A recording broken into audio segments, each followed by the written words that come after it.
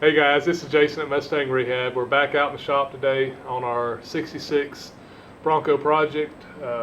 Today we're going to start on our 2.5 inch Tom's Bronco suspension lift.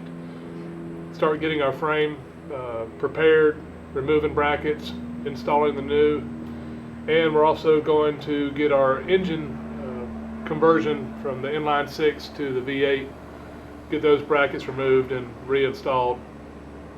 So anyways, before we move on, you guys remember like and subscribe, and we appreciate it. Here we go.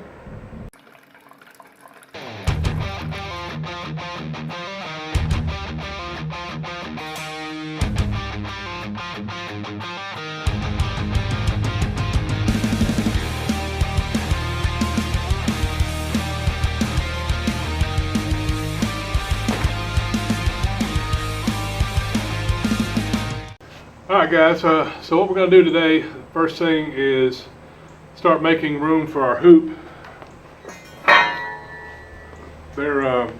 We have a stage 5 Tom's Bronco 2.5 inch lift kit.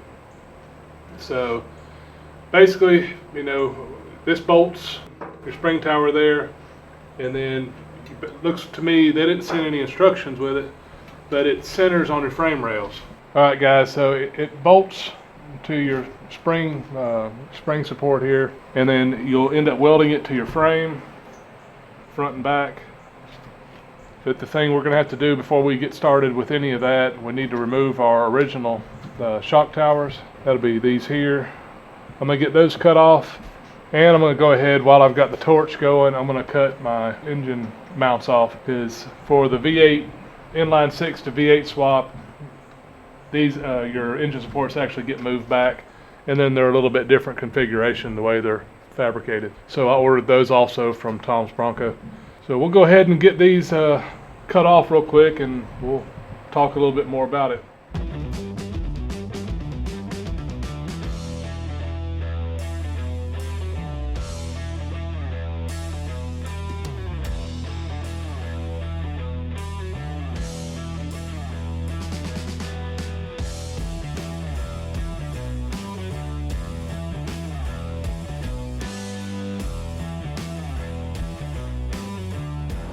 So if you take a torch, if you're going to cut it off with a torch, as long as you keep your heat concentrated in your part, you can just start stripping the metal back, and it doesn't heat up at the same rate as the metal behind it. So if you're just real careful, you can just keep stripping this metal back. Take your time, watch what you're doing. So I kind of split it across the bottom a little bit, and I'm just going to take my hammer and keep working it down, and then I'll take the torch and knock off a little extra, then I'll grind it, make it smooth and pretty. Anyway, just explain what I'm doing at the moment.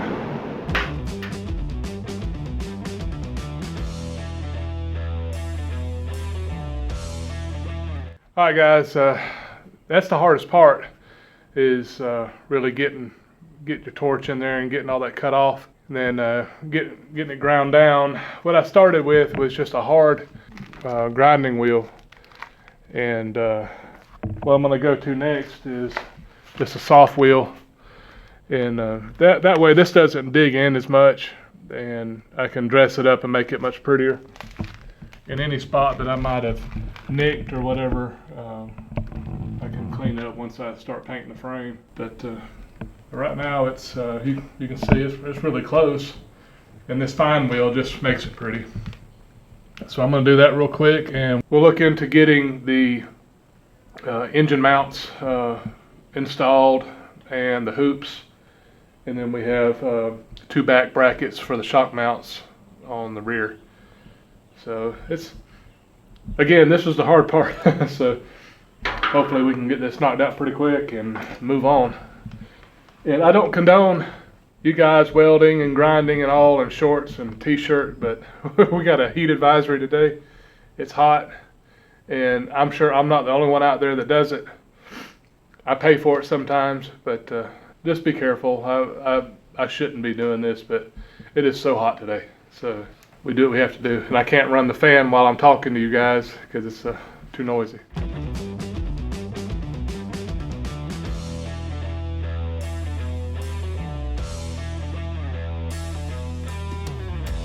All right, guys, we got the frame cleaned up, ground down, got the engine mounts off and the old shock supports. Got those off, and so we're going to go ahead and dry fit the hoop, driver's side hoop here real quick.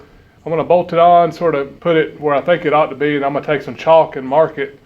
Then I need to go back and clean my frame off so I can weld to it. You really don't want to weld something like this to a dirty frame or with paint on it. You know, go ahead and do it right. Mark it, clean the metal up really good so you have a nice solid weld, because you don't want all that stuff in the impurities in your weld, because this is something that really needs to be strong. So the kit comes with a couple bolts. They've got a nut on the back of this this support here, this plate, and it just bolts in like that. So I'm gonna go get a wrench, pull that down tight. Actually, I'm not even gonna do that. I'm gonna go ahead and mark it. There's no need to pull it down yet. With the bolt in, I take my chalk and I just mark me 2 lines on either side.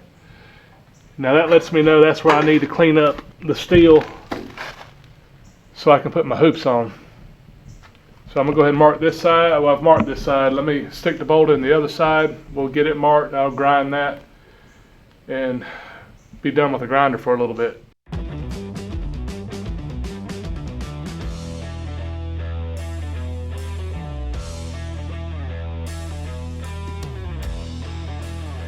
Okay, guys, we've got it ground down where I can weld it all the way around. I've got them sort of bolted on, and I've got them pulled down with my pliers.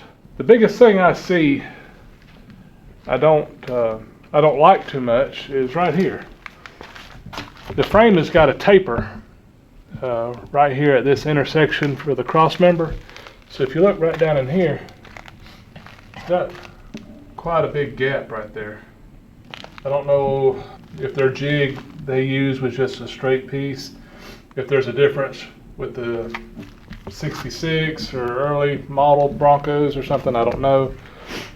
But I don't quite like that too much. So I think what I'm gonna do is I can weld it right in here where it touches really good.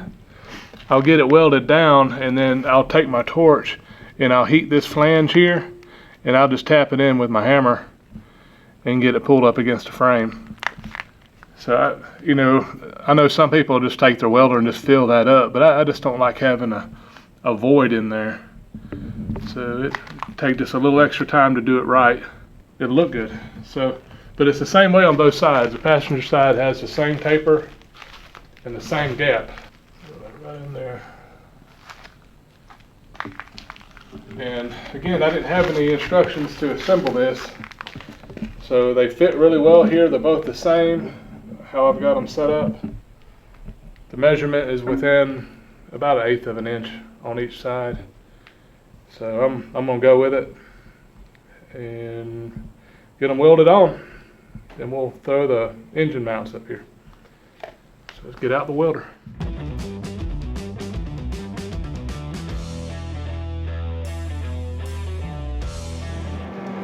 Okay guys, I'm gonna get my torch. I'm gonna heat this up now. I've got it welded on the back side, and just see if I can sort of knock that over a little bit so I can get a nice clean weld.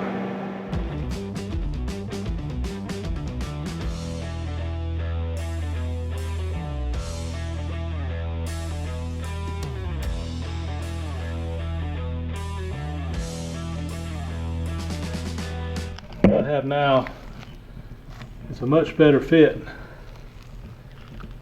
It'll weld up, it fits in that taper so much better. Same thing on this side. And make sure you don't work that weld too cold. You don't want to crack the manufacturer's weld, and you don't want to overheat it. So get it nice and red so you can move it and not put too much stress on that weld. All right, we'll get this thing welded up.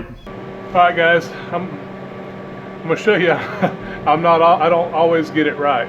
How I was telling you how to clean the steel really good before you weld, so you don't get all the contaminants in it. Well, I didn't get quite high enough, and you can see when I rounded the top with my weld, it pulled these impurities in it.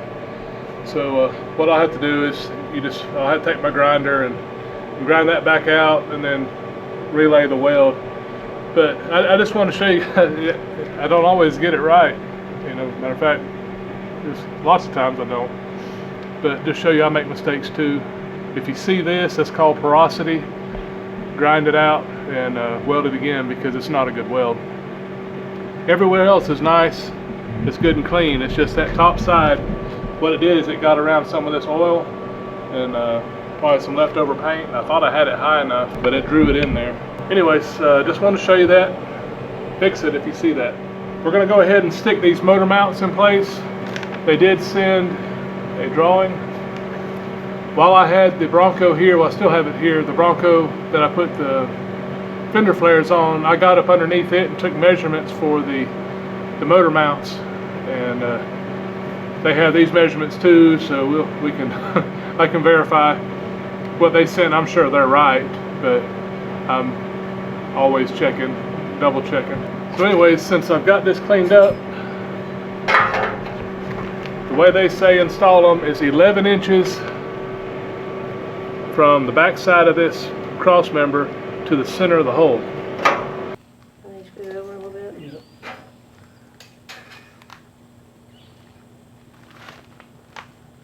Right there. I've got the motor mounts mocked in place. The instructions say center of your hole to the back edge of your cross member is 11 inches. Johnny, get a straight shot like where you're at. Look at this hole. It's not straight. So that leaves me in a little bit of a quandary on which center line do I use. Do I use this one or do I use this one? Well, I went out and again I measured the other Bronco and I went back to my notes, and it's actually, if I go to the bottom, it pushes the bracket back a little bit further back towards the firewall, the engine, and I'm afraid that might be back too far.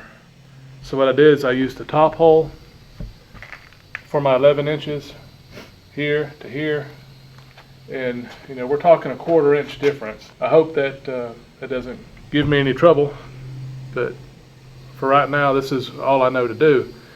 The frame dimensions aren't the same on this 66 and the 76.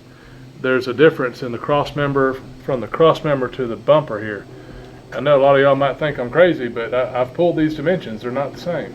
You know, it's not off much, but it's you can't just say it's a straight dimension. I've got it out there, got the proof. But this is what I'm gonna do. I'm gonna go by their directions, put it at 11 inches. So we're gonna end the video here with me welding. We're running a little long. We'll be back out. The next video will show us putting in the rear mount, and we're going to fix these front, well, the 2 damaged body mounts. So we can do all that at the same time and have this frame ready to sandblast. So it's come along very well. So appreciate you guys tuning in, and like I said, the channel's really growing a lot, and I really appreciate it. It's exciting, and we've got our first product review coming up, and so within the next video or two, stay tuned and look out for it, and we will see you guys soon. Take care.